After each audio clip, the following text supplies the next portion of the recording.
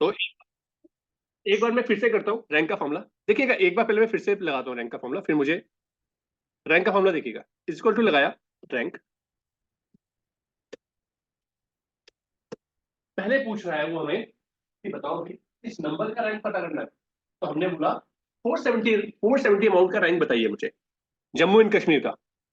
Jammu and Kashmir की जो value है वो 470 है, उसका रैंक बताइए, कॉमा लगाया, फिर पूछा रेफरेंस किस जगह पे इसका रैंक बताएं, तो मैंने बोल दिया कंट्रोल, इसको एक साल करके कंट्रोल शिफ्ट डाउन एरो, इस जगह पे। उसके बाद उन्होंने पूछा आगे बढ़ना है मुझे, तो कॉमा लगाया। उसके बाद पूछा कौन सा ऑर्डर, मतलब डिसेंडिंग टू असेंडिंग टू या असेंडिंग टू डिसेंडिंग, तो मैंने बोला डिसेंडिंग टू असेंडिंग, और ब्रैकेट क्लोज किया, एंटर, और देन उसके बाद इसे ड्रैग कर दिया, निकल के आ गया। एक बार चेक करें सही दिया है कि नहीं दिया, आप लोग देखिएगा क्या सही है ये। एक एक कई लोगों को इसने दे दिया, इसका मतलब सही तो नहीं है ये।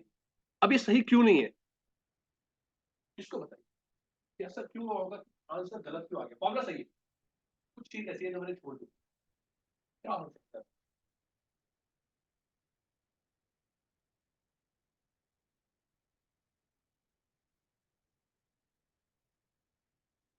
ऐसी कौन सी चीज है जो इस फॉर्मूले में कहीं ना कहीं कुछ छूट गया। मैं एक बार फॉर्मूला फिर से दिखाता हूं आपको।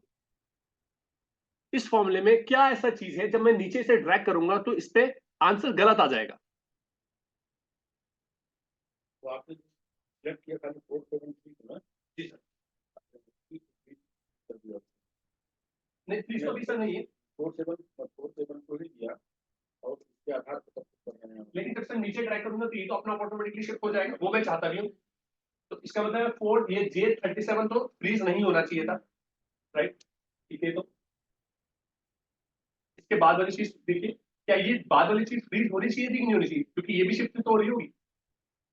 देखिएगा अब समझ में आएगा कि क्या दिक्कत हो रही है। देखिए जब मैं नीचे वाले फॉर्मूले में खोलूंगा तो देखिए रेफरेंस, रेफरेंस बदल रहा है, रेफरेंस बदल रहा है ना, वो हर बार रेफरेंस बदल रहा होगा। जैसे मैं यहां देखूंगा, रेफरेंस तो वही था ना, कॉमन रेफरेंस तो वही था, लेकिन वो शिफ्ट हो रहा है, क्यों शिफ्ट हो रहा है, क्योंकि मैंने उसे फ्रीज नहीं करा। तो यहाँ पे एब्सोल्यूट सेल रेफरेंस की जरूरत पड़ जाएगी। तो आपके यहाँ फॉर्मूला ऑल्टर करता हूं, इज इक्वल टू रैंक। इसने एक नंबर पूछा, किस नंबर की रैंक पता करना चाहते हो, तो मैंने कहा 470 की। क्या मुझे इसे फ्रीज करना चाहिए, जब मैं इसे नीचे ड्रैग करूंगा तो क्या नंबर शिफ्ट होना चाहिए, मतलब जब मैं इस फॉर्मूले को ऐसे नीचे ड्रैग करूँ तो क्या ये वाला नंबर चेंज होना चाहिए, उसके बाद ये हो जाए, ये हो जाए, ऐसे होना चाहिए, क्योंकि ये तो शिफ्ट होना चाहिए। तो इसे मुझे फ्रीज करने की जरूरत नहीं, कॉमा। इसके बाद पूछा है रेफरेंस, रेफरेंस मैंने क्या दिया, पूरा रेफरेंस ये दे दिया, यहाँ पे ऊपर गए फिर से। अब ये रेफरेंस क्या, जब मैं इसके लिए फॉर्मूला लगाऊंगा तो रेफरेंस यही रहेगा या फिर नीचे शिफ्ट होना चाहिए, शिफ्ट होना चाहिए, मतलब रेफरेंस तो वही रहना चाहिए लेकिन नंबर शिफ्ट होना चाहिए। तो रेफरेंस क्या कर देंगे फ्रीज, तो रेफरेंस के आगे आपको F4 दबाना है, पूरी रेंज फ्रीज हो गई, पूरी रेंज फ्रीज करनी होगी ना मैं, क्योंकि वो नीचे शिफ्ट नहीं होनी चाहिए। इसके बाद कॉमा, ऑर्डर हमारा वही रहेगा 0, और ब्रैकेट क्लोज, एंटर। अब इसे ड्रैग करते देखिए,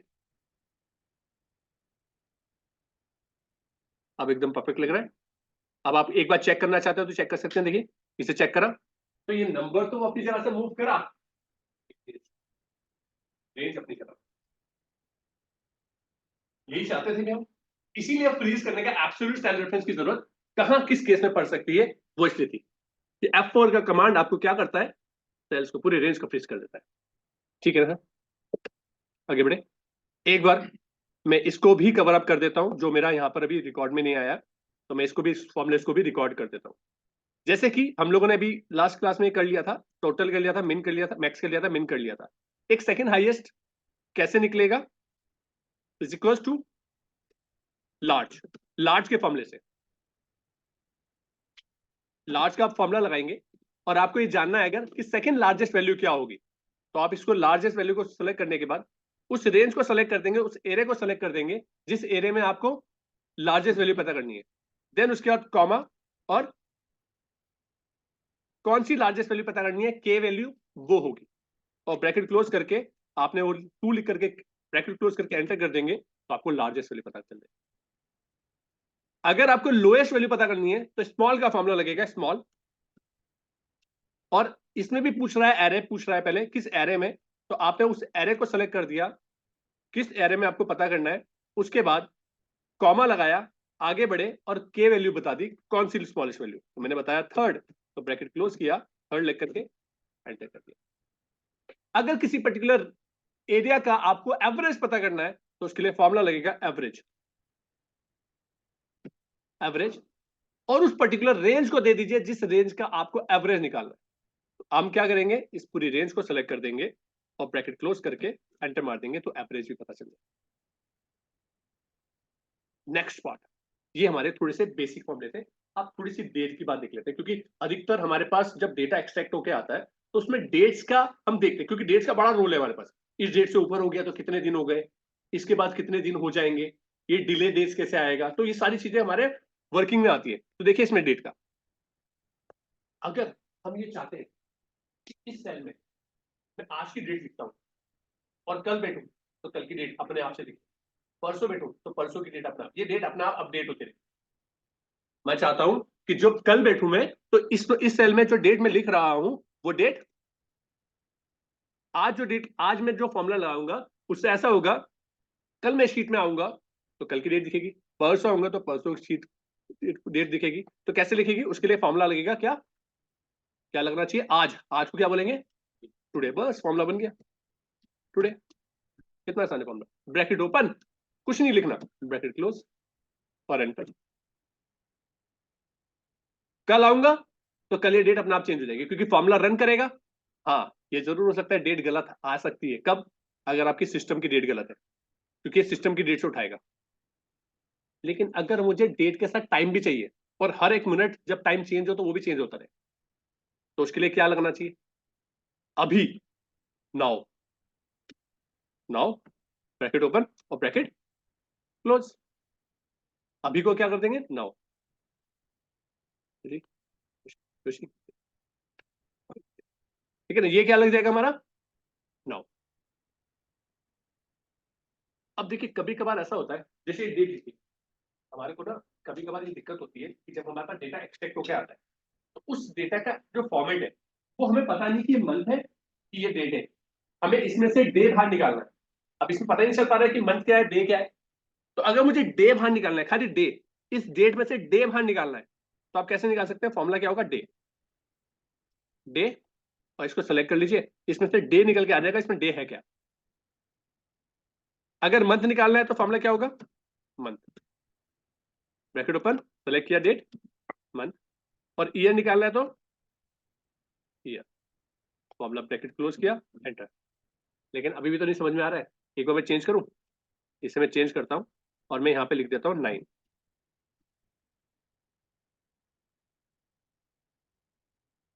ठीक है ना, अब क्लियर हो गया। तो ये इस तरीके से आप फॉर्मूला निकाल सकते हैं।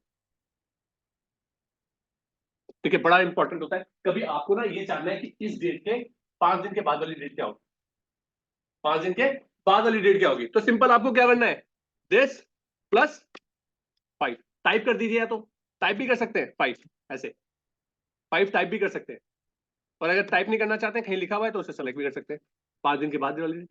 5 दिन पहले डेट क्या थी, this date minus this date. अधिक ये काम का है आपके ना, क्योंकि हम जब इंटरेस्ट कैलकुलेशन बनाते हैं, डिले डेज बनाते हैं, तो वहां पर हमें दिखाना होता है कि एक डेट से लेकर दूसरी डेट तक कितने डिफरेंस है, कितने दिनों का गैप है। तो वहां पर आपको ये प्लस एंड माइनस सिंपल करना है, नॉर्मल, ना कोई फॉर्मूला लगाना है, नहीं कुछ करना है, डेट को उतने डेज से ऐड कर दो तो वो अपने आप से कैलकुलेशन कर देता है।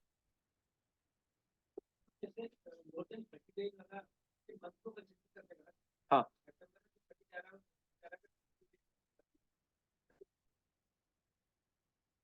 नहीं, अगर हम चाहते हैं, अगर मैं मंथ वाइज करना चाहता हूं तो मैं आपको बताता हूँ, मंथ वाइज भी हो जाएगा। मंथ के लिए अलग फॉर्मूला है, जैसे मान लीजिए 10 महीने आगे की डेट बतानी है मुझे, 10 महीने आगे की डेट, और 31-30 को कंसीडर कर लेगा।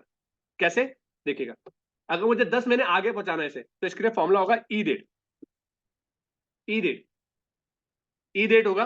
जो फॉर्मूले इसमें बताया है अभी मैंने, ये इसमें मैनुअल से उसमें सारे फॉर्मूले लिखे हुए हैं। ई डेट, ई डेट में क्या है हमारा, स्टार्ट डेट,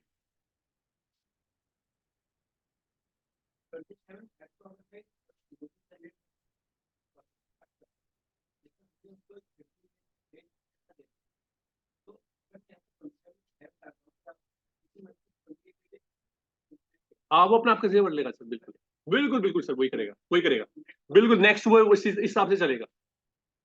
देखिए यहाँ पे देखिए सर, ये जैसे कि मान लीजिए मैंने बोला कि इस डेट के 10 महीने के बाद डेट कौन सी होगी, 10 मंथ के बाद वाली डेट कौन सी होगी, तो यहाँ पे मैंने 10 लिख दिया, ई डेट फॉर्मूला लगाया। उसने क्या पूछा पहले, स्टार्ट डेट, आसान है। अब आगे बढ़ना है, कॉमा, कितने मंथ आगे पहुंचाओ, वो पूछा है कितने मंथ आगे, 10 टाइप कर दीजिए, या मैंने सेलेक्ट किया हुआ तो सेलेक्ट कर दीजिए, ब्रैकेट क्लोज कर दिया, एंटर। पीछे पहुंचाना है 10 दिन पहले तो -10 लिख दीजिए, ई डेट,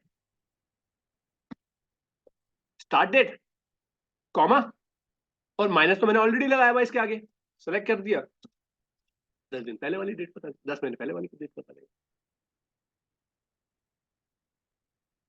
10 साल आगे पहुंचाना है तो बस सिंपल है, मंथ को ईयर में कन्वर्ट कर दीजिए। कैसे, 12 से मल्टीप्लाई कर दीजिए। कैसे करेंगे, e date, e date, this month, start date ये है, दिस मल्टीप्लाई बाय 12, तो वो उतने महीने आगे पहुंच गए ना, ब्रैकेट क्लोज करेंगे, एंटर। ये हमारा चल पहुंचा देगा 10 साल आगे, 10 साल पहले तो माइनस। कभी कभार तो ऐसा भी तो होता है कि बोलते हैं 1 साल 4 दिन बाद की डेट क्या होगी, 1 साल 4 महीने की बाद की डेट क्या होगी, ऐसे करके भी तो बोल सकते हैं। तो इस तरीके से अगर चाहिए, जैसे कि यहाँ पे बोला हमने, डे 1 ईयर, 1 साल 2 महीने की बाद की डेट क्या होगी, तो यहाँ पे फॉर्मूला लगेगा इज इक्वल टू डेट, है ना। डेट के अंदर पहले क्या पूछा था देखिए, ईयर, तो ईयर इसमें क्या, इसमें से ईयर निकालना है पहले बाहर में, मतलब इसमें जो ईयर है उसे क्या करना है, 1 से प्लस करना है, ये तो करना है मैं, जो ईयर जो भी इसमें है उसको 1 प्लस हो जाए, तो मैं फॉर्मूला क्या लगाऊंगा यहाँ पर, ईयर, डेट सेलेक्ट करूंगा, तो इसके अंदर +1 कर दूंगा। मैंने क्या बोला देखिए, यहाँ पे पूछे ईयर, तो मैंने बोला इस डेट के अंदर जो भी ईयर है उसको प्लस कर दे 1, क्योंकि मुझे 1 साल आगे पहुंचाना, कॉमा, कॉमा, अब क्या पूछा है मंथ फॉर्मूले में, तो मंथ में मैंने क्या लगा दिया, मंथ, और फिर ये डेट सेलेक्ट कर दी, तो मैंने बोला इस मंथ में इस डेट में जो भी मंथ है उसे प्लस कर दे कितने, 2, कॉमा, अब क्या पूछा है डे, फॉर्मूले में क्या पूछा है डे, तो मैंने यहाँ पे दिया डे, डे मुझे कोई ऐड नहीं करने, सेम डेट, मतलब 1 साल के बाद की डेट पता करनी है, और ब्रैकेट क्लोज करके, ब्रैकेट क्लोज करा, एंटर कर दिया, तो 1 साल 2 महीने के बाद की जो डेट होगी वही होगी, अपने आप से बता।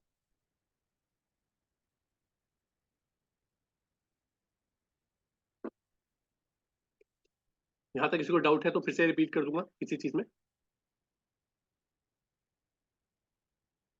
आगे बढ़ेंगे। सबसे काम का फंक्शन तो अब आया, सबसे काम का, सबसे इस्तेमाल होने वाला, और सबसे सारी डिफिकल्टी को, परेशानी को दूर करने वाला। जितनी भी परेशानियां आती है ना, बहुत सारी छोटी छोटी क्लरिकल वो आते हैं, प्रॉब्लम्स आती हैं, जो आप अपने स्टाफ को देते हैं, और वो स्टाफ बोलता है कि ये तो सर 2 घंटे में होगा, या 4 दिन लग जाएंगे, 2 दिन लग जाएंगे, और वो काम है सिर्फ कितने, 5-10 सेकंड, ऐसा होता है।